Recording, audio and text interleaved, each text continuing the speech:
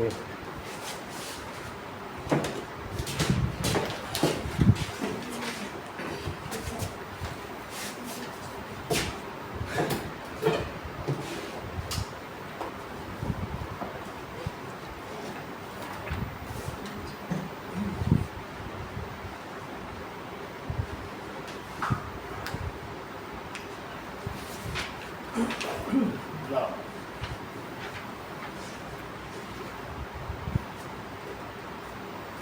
Question number 5 page 24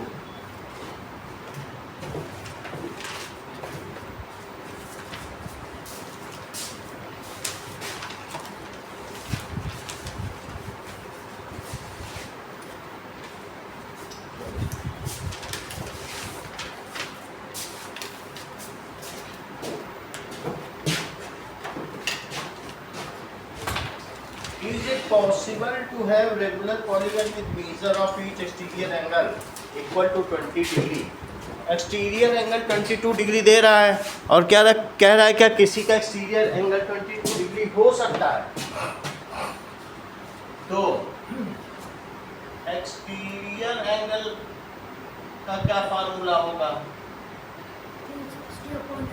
तो हम यहाँ पर 22 डिग्री रख दें और पता करना है अगर एंगल हमारा इंटीजर आ जाए कंप्लीट पॉजिटिव नंबर तो हम ये मान लेंगे कि हाँ ये पॉसिबल है। तो अंकित नेक्स्ट स्टेप क्या होगा? ठीक है, तो 22 डिग्री इंटू एन, अब एन को यही रहने देंगे, डिग्री से डिग्री कट गई, 2 से कट करो, 2 1 is 2, 2 8 is 16, 2 से नीचे 180 by 11। ये क्या है? It is fraction. ये कैसा है? बट नंबर ऑफ साइड्स क्या फ्रैक्शन में हो सकती हैं? Can not be in fraction.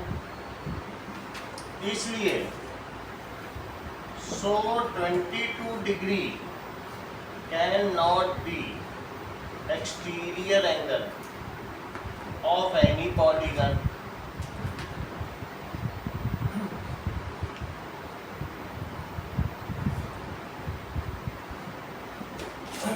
Part देखो यार। अच्छा ठीक है, एक्सटीरियर नहीं हो सकता तो क्या इंटीरियर हो सकता है?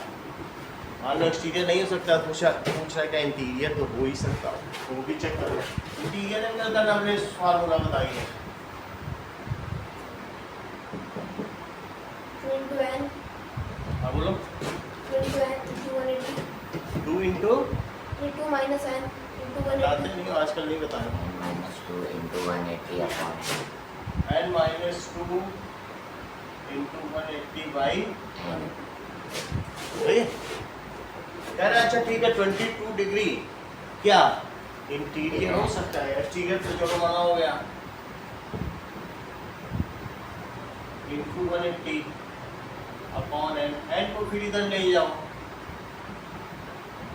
इससे इसका मल्टीप्लाई 180 डिग्री इंटू एन, इससे तो इसका सीधा ही कर दो। 360 माइनस में तो वो इधर ले आओ और ये उधर ले जाओ तो ये माइनस में हो जाएगा। 180 डिग्री इंटू एन और माइनस 22 डिग्री एन। अंकित अगला स्टेप क्या करेंगे? चाहे तो एन कॉमन भी ले सकते हैं और नहीं तो सीधा भी सब्ट्रैक्ट कर सकते हैं। 180 माइनस 22। ठीक है, 180 माइनस 22 कितना आ जाएगा? 160 डिग्री। ये चीज जो प्रोडक्ट में वो नीचे ले आओ, एन कितना हो जाएगा? 360 अपॉन 168 डिग्री। डिग्री से डिग्री कट गई, दोनों को कट करो। ये 4 से कट जाएगा, 4 से इसे कट करो। 4 4 जा 16, 4 से इसे भी कट करो, 4 नहीं जा। अब ये 2 से कट जाए, 2 से कट करो तो 21 और 45। अब ये 3 से कट जाएगा, 7 और 15। क्या सेकंड में 22 डिग्री पूछा गया था? 22 डिग्री पूछा गया तो मैंने क्या किया 180 में से 20 दिया 158 लिखना चाहिए। सब्ट्रैक्शन में कितना आएगा अभी फिर से now it is 360 degree upon 158 158 इसको 2 से कट करो 2 7 जा 14 और 2 9 जा 2 1 is 2 2 8 जा 16 180 by 79 ये फर्दर नहीं सिंप्लीफाई होगा। इस फ्रैक्शन ये क्या है but number of sides can not be in fraction so 22 degree cannot be interior angle of any polygon। ये दो सवाल करके दिखाओ।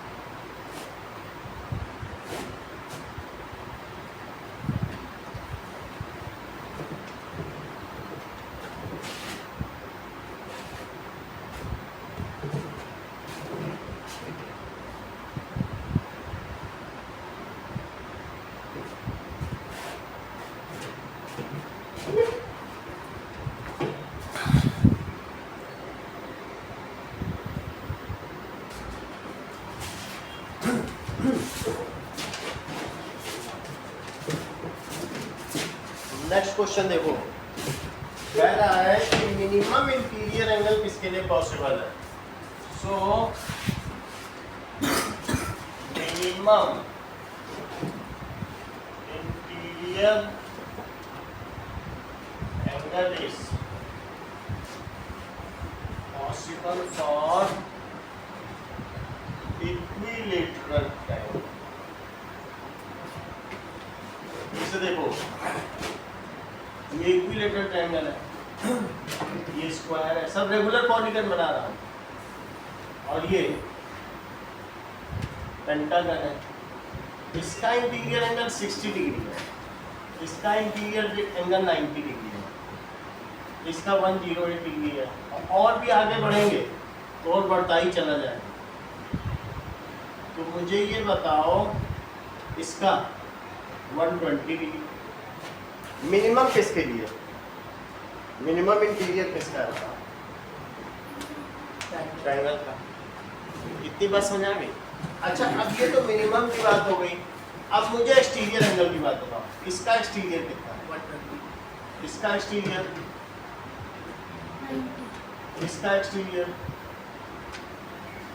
70 और इसका देख लो तो 60। बोलो मैक्सिमम एक्सटीरियर एंगल किसके लिए वो भी ट्रायंगल के लिए मिनिमम इंटीरियर और मैक्सिमम एक्सटीरियर दोनों ट्रायंगल के लिए हुआ। चेक कर लो एक्सटीरियर में ये सबसे ज़्यादा और इंटीरियर में सबसे कम। एक चीज़ ज़्यादा होगी तो दूसरे कम भी होना पड़ेगा क्योंकि ये लीनियर पे है। तो बोलो नंबर ऑफ साइड्स ट्रायंगल की कितनी होती है 3 और एक्सटीरियर एंगल का फार्मूला क्या होता है 360 degree upon n। तो 360 डिग्री। अच्छा हम यहाँ इंटीरियर की बात कर रहे हैं तो फार्मूला कौन सा लगाना पड़ेगा n minus 2 into 180 degree upon n। सही है। इंटीरियर की बात कर रहा है कि नहीं तो हमें फार्मूला कौन सा लगाना पड़ेगा इंटीरियर एंगल का। चलो आगे अंकित वैल्यू प्लेस कर देंगे। 60 ये सही है कि 3 - 2 × 180/3। इन्होंने कहा सर n की वैल्यू 3 डाल दो, अपने आप ही 60 आ जाएगा, क्योंकि वो तो हमें कैलकुलेट करके दिखाना पड़ेगा ना, ज्योमेट्री से तो नहीं होगा, करना पड़ेगा। तो क्या होगा बोलो, 3 - 2 कितना होता है? ये 3 समझ में आया हमने क्यों पुट किया? क्योंकि मिनिमम इंटीरियर एंगल पॉसिबल है इक्विलेटरल ट्रायंगल के लिए, और इक्विलेटरल ट्रायंगल में कितनी साइड्स होती है? Which has 3 sides. 1 × 180/3, 3 से कट करो 60. सही है। अब इसी का बी पार्ट बोलो, मैक्सिमम एक्सटीरियर एंगल किसके लिए लवरेज पॉसिबल है? बोलो। इज पॉसिबल फॉर, चेक कर लो, 120 है, सबसे ज़्यादा है। और मिनिमम इंटीरियर किसके लिए पॉसिबल है? वो भी ट्रायंगल के लिए, तो 60 है सबसे कम।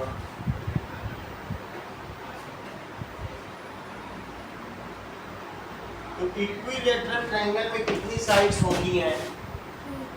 Which has 3 sides। अब एक्सटीरियर एंगल का भी निकाल लो।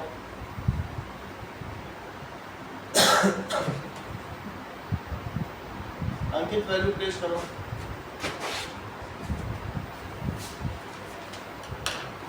720 बताते ही नहीं, आप बोलो लवरेज। 360°/3. वैल्यू प्लेस करना है तो उसमें वैल्यू डालनी पड़ेगी ना, तभी तो जो आएगा तो आएगा। वैल्यू प्लेस करने का मतलब ये चीज़ें रखोगे इसमें तभी तो आएगा, सही है। So minimum interior angle is 60 degree and maximum exterior angle is 120 degree, both are for equilateral triangle. समझ में आई बात कि नहीं? 3 डाल के दोनों में निकाल देना, दोनों चीज़ें आ जाएंगी। अगला सवाल देखें।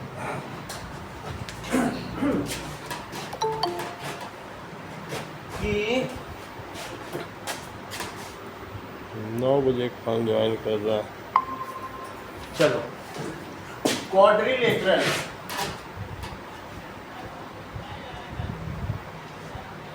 a polygon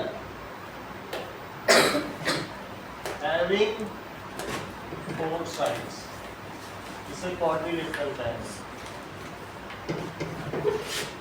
trapezium a quadrilateral whose one pair of opposite sides, sentence पूरा करो लवरेज। Parallel. हाँ, one pair of opposite sides parallel है, ये इसके parallel. Parallelogram Hemant,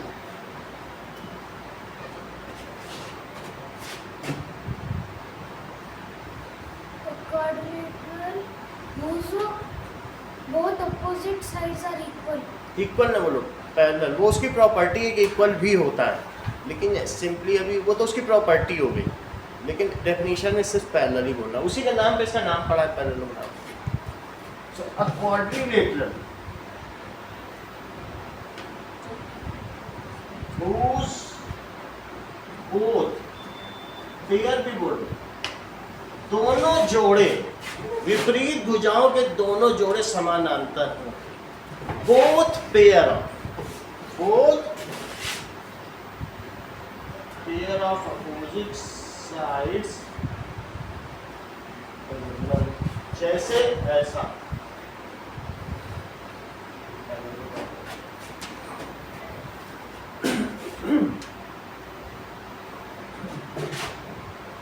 rectangle Pratyush Whose 2 pair of sides are parallel to each other. अब parallelogram, इसकी definition ऐसे बनती है, इसी पैरेललोग्राम में जब इसको दबा दो तो क्या रेक्टेंगल नहीं बन जाएगा? इसी को यहाँ से दबाओ तो उसको यहाँ से दबाओ तो क्या होगा बोलो, यही रेक्टेंगल हो जाए। अब parallelogram whose one angle is 90, यही है इसकी डेफिनेशन। नेट में जितनी भी साइड्स में देखो बस यही को लिखना है, इक्वल और कुछ नहीं लिखना है, पैरेललोग्राम तो शो करेंगे। अब पैरेललोग्राम हुज वन एंगल, इसका वन एंगल क्या हो जाए, इज 90।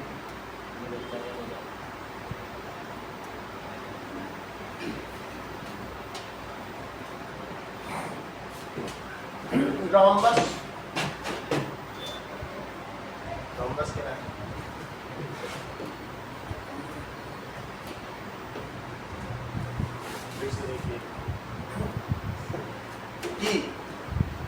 क्वाड्रिलेटरल। क्वाड्रिलेटरल दो तरीके के होते हैं, कौन कौन से, एक तो ट्रेपीजियम हो जाएगा और एक parallelogram.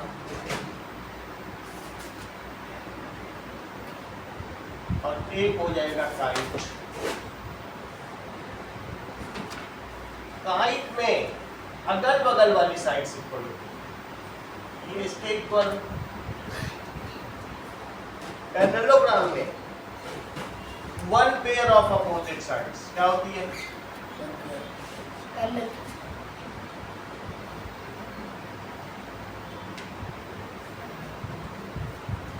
To pair of adjacent side. Sentence पूरा करो लवलेस।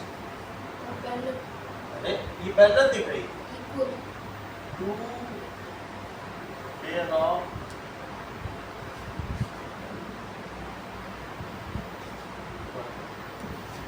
तो इसको लिखो, काइट क्या होती है, a quadrilateral whose two pair of opposite sides। Ankit sentence पूरा करो।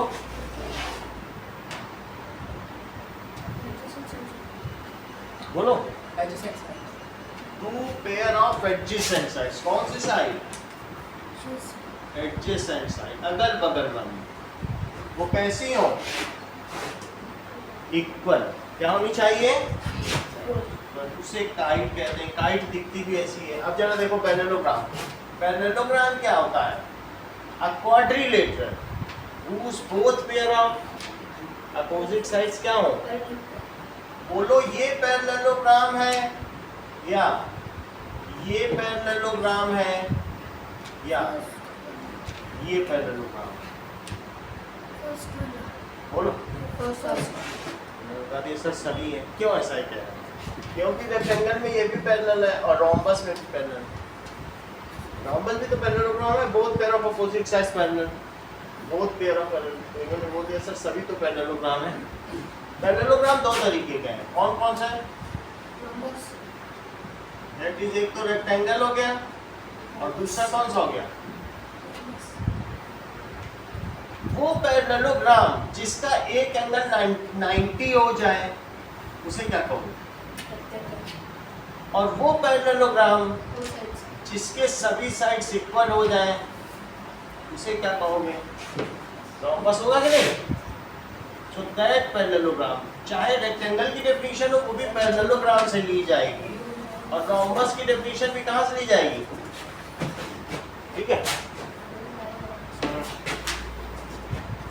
लवलेस रोम्बस को डिफाइन करो। Parallelogram whose all sides are equal. Gram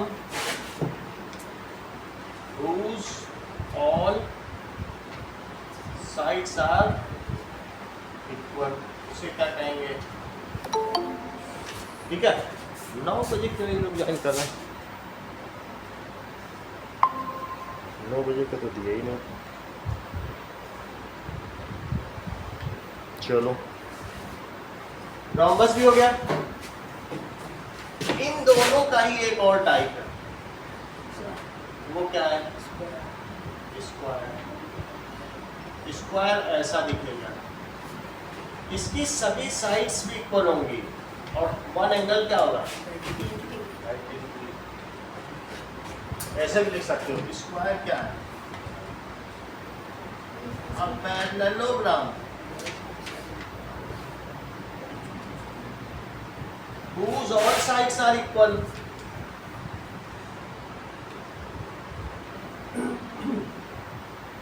and one angle 90 होगा तो अपने आप ही सारे 90 हो जाएंगे, वो प्रूव हम कर देंगे। एंड वन एंगल 90 उसे स्क्वायर करेंगे। अब देखिए इतनी बात तो स्क्वायर क्या हो सकता है बताओ? रेक्टेंगल है कि रोम्बस है? रोम्बस भी है, रेक्टेंगल भी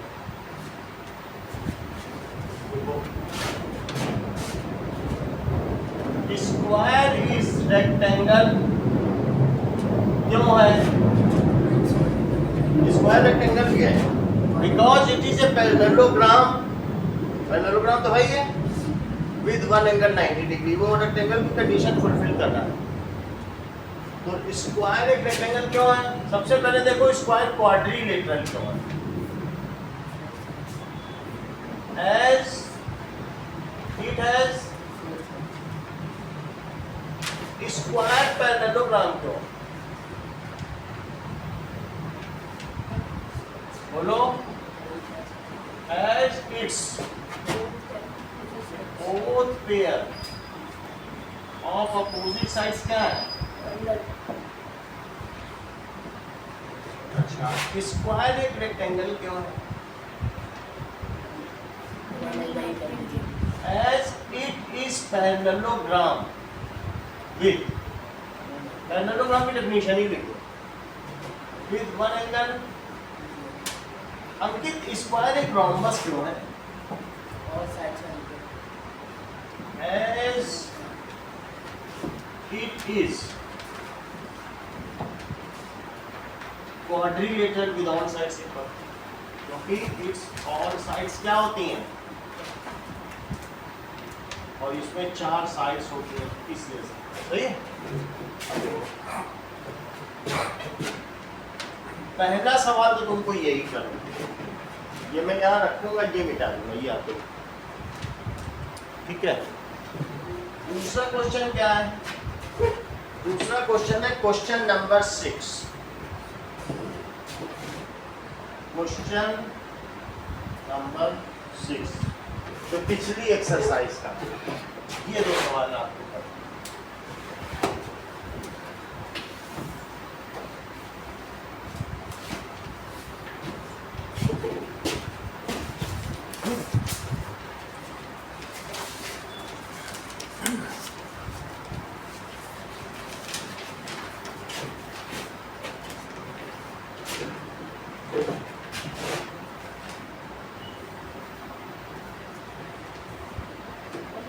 हटा दो, नोट करोगे? हटा दो।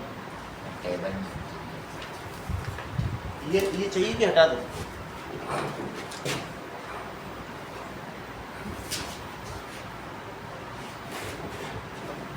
ठीक है, हटा दो।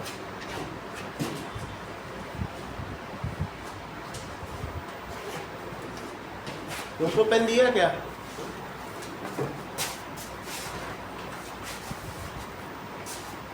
ये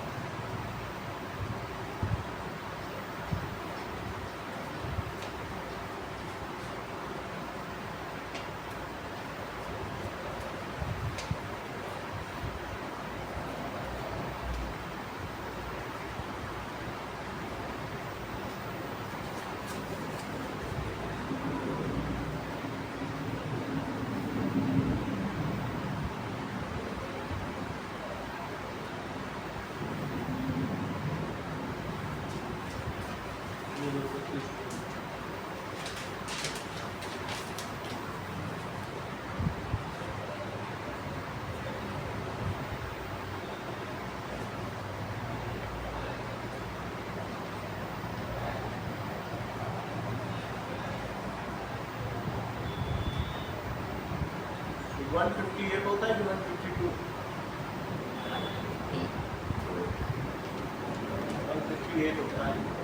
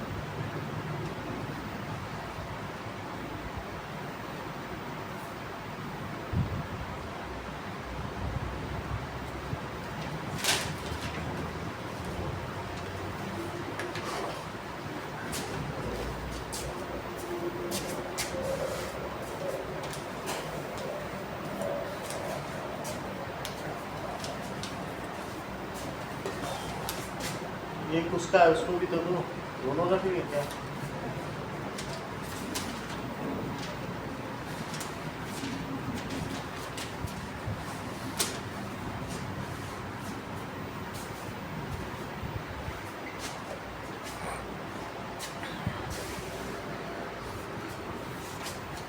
ना all rectangles are square, क्या ये ट्रू है कि false?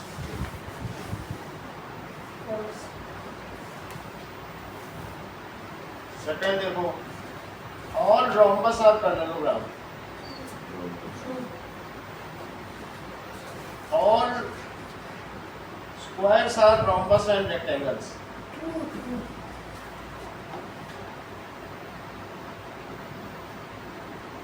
All squares are not parallelogram. All kites are rhombus.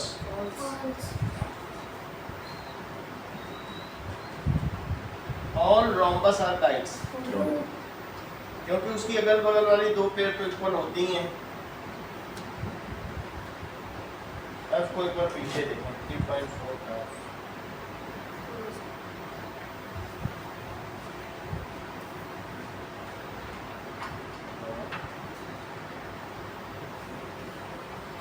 ठीक है। All parallelograms are trapezium. All squares are trapezium.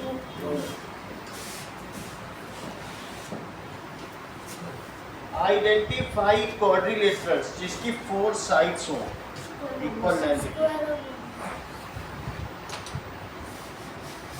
और rhombus, इन दोनों में ही 4 sides होती हैं और उनकी लेंथ कैसी होती है? Equal. अच्छा, 4 राइट एंगल्स होते हैं And a square. Angle square.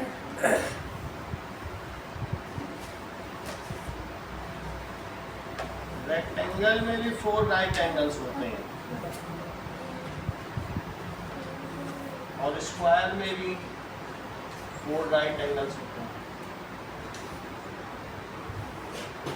Explain how a square is quadrilateral, a parallelogram, a rhombus, a rectangle. Question 3 आपको खुद करना है। क्वेश्चन 4, क्वाड्रिलेटरल जिसके डायगोनल बाइसेक्टर है। All type of parallelogram. ये सही कह रहा हूं। तो ऑल टाइप ऑफ पैरेललोग्राम में एक तो खुद पैरेललोग्राम ही आ गया, रेक्टेंगल भी आ गया, और क्या हो गया, रोम्बस भी आ गया और स्क्वायर भी। अब पीछे देखने में क्या ऐसे लिख रहा है ऑल टाइप ऑफ पैरेललोग्राम, सबके अलग अलग नाम लिख रहा है, वो चेक करना है। जैसा आंसर लिखेगा वही हमें लिखना चाहिए। सबके नाम लिख रहा है तो सब हमें भी लिखना पड़ेगा। पीछे पूरा दिया है ऐसे ही लिख। वैसे आपका आंसर सही है, वो ज़्यादा है पूरे, लेकिन जैसे लिख रहा है। क्यों? क्योंकि पैरेललोग्राम के जो डायगोनल है क्या वे एक दूसरे को हाफ हाफ में कट करते हैं? करते हैं। और रेक्टेंगल में भी करते होंगे क्या? ये दोनों भी एक दूसरे को आधा आधा बांटते हैं, ये इसके इक्वल होता है, ये इसके इक्वल। क्या रोम्बस में भी ऐसा ही होता होगा? तो रोम्बस में भी ये हाफ हाफ कट करते हैं, ये इसके इक्वल हो जाता है, ये इसके। स्क्वायर में भी यही चीज होती होगी, इनके डायगोनल एक दूसरे को हाफ हाफ कट करते हैं। अगली चीज क्या कह रहा है? whose डायगोनल आपस में 90 डिग्री पर भी हो, कट भी करें और 90 डिग्री पर भी हो। डायगोनल्स आर परपेंडिकुलर भी हो और बाइसेक्टर भी हो।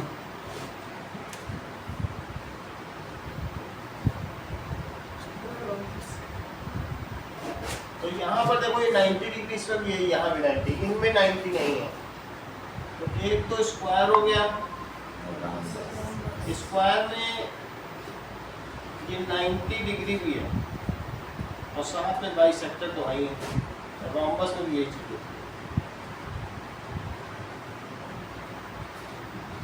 90 डिग्री भी है और बाइसेक्टर भी है। तो स्क्वायर एंड रोम्बस। तीसरी चीज जिसके डायगोनल्स इक्वल हो, Square, rectangle.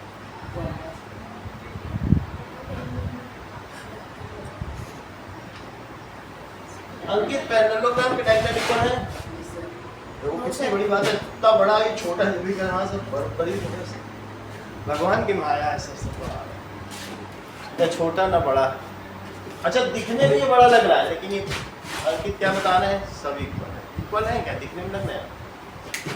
तो ये बताइए क्या पैरेललोग्राम के डायगोनल इक्वल होते हैं कि ट्रेपीजियम के?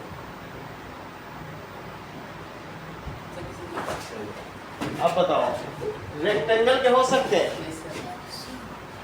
रोम्बस के नहीं हो सकते क्योंकि ये बड़ा ही छोटा है। ये दो चीजों को हो सकते हैं, एक स्क्वायर और एक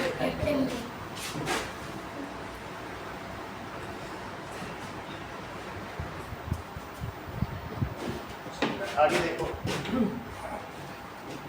explain why rectangle is convex quadrilateral.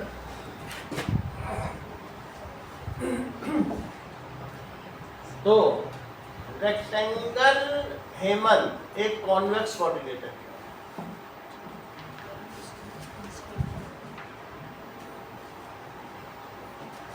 है। इसके जो डायगोनल है क्या वो इसके अंदर ही लाई करेंगे? It's both diagonals.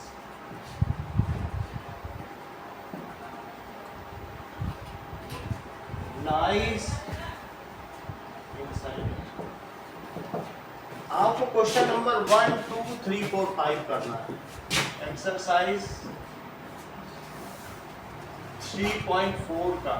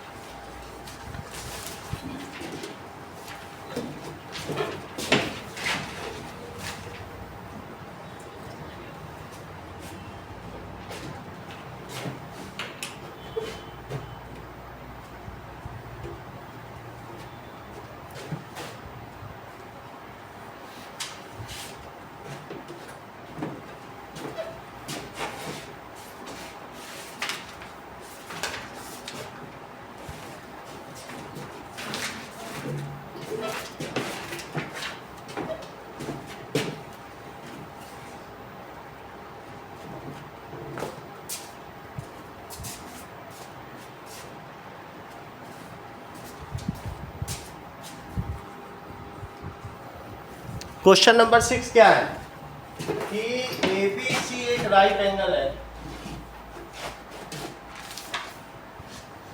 ABC एक राइट एंगल है,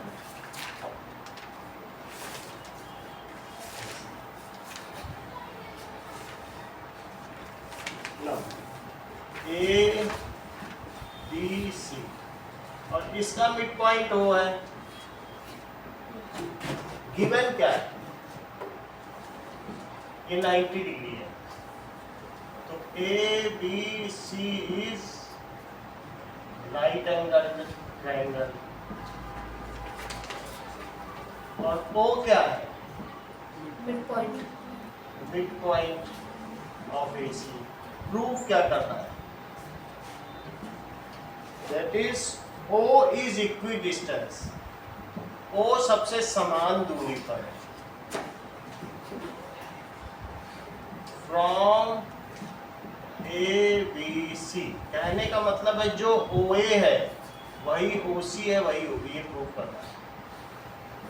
लवलेश प्रूफ कराइए।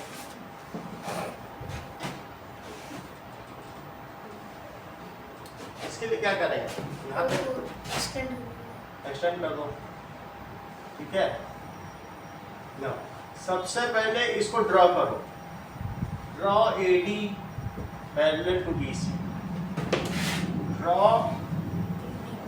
AD पैरेलल टू BC और CD इसके पैरेलल टू AB और इसके बाद इसे ज्वाइन कर दो या extend BO up to B।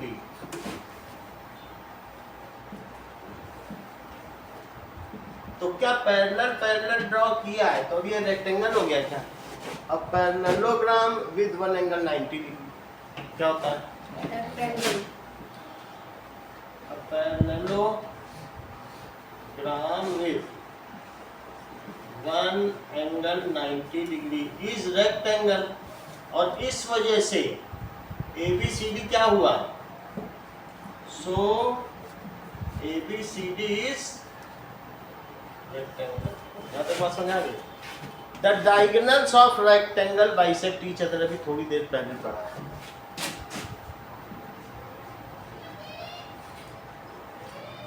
और ये भी मुझे बताओ हेमंत, क्या वो इक्वल भी होते हैं? इक्वल भी होते हैं ना, रेक्टेंगल के दोनों डायगोनल इक्वल होते हैं। Are equal and bisect. तो इस वजह से जो AC है वो किसके इक्वल है? BD के इक्वल। लेकिन AC क्या है? AO प्लस OC और BD क्या है? BO plus OD। अच्छा, जो AO है वही OC भी AO ही है और जो BO है तो OD भी क्या है? क्योंकि ये सब इक्वल है और ये इसके इक्वल है। तो 2AO it is equal to 2BO। ऐसा क्यों है? क्योंकि बाइसेक्ट हमने लिख दिया, बाइसेक्ट कर रहे हैं इसीलिए ऐसा किया। दोनों तरफ 2 से डिवाइड कर दो तो 2AO by 2 it is 2BO by, अपने मन से 2 से डिवाइड कर दो या वो 2 उधर ले आओ तो भी तो कट जाएगा, कुछ भी करो। तो AO किसके इक्वल है? BO के इक्वल हो गया। और जबकि AO तो O मिड पॉइंट AC का है तो AO OC तो ऐसे ही इक्वल है। कोई चीज अगर मिड पॉइंट हो तो क्या AO OC के इक्वल नहीं होगा? Further AO is equal to OC। क्यों? क्योंकि O क्या है? Mid point of AC। तो इससे क्या इंप्लाई होता है कि AO OC के इक्वल है और AO OB के भी इक्वल है। तो क्या तीनों इक्वल नहीं होगा? ये इसके भी इक्वल हो, ये इसके भी इक्वल, तो सभी तो इक्वल हो गए। इतना ही रखो, कल इसको प्रूफ कराएंगे।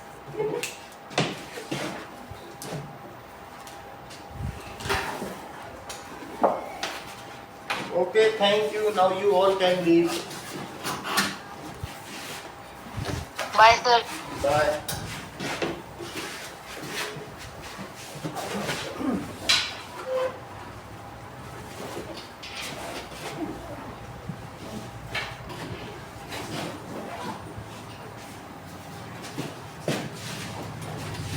कल चेक हो जाएगा कल।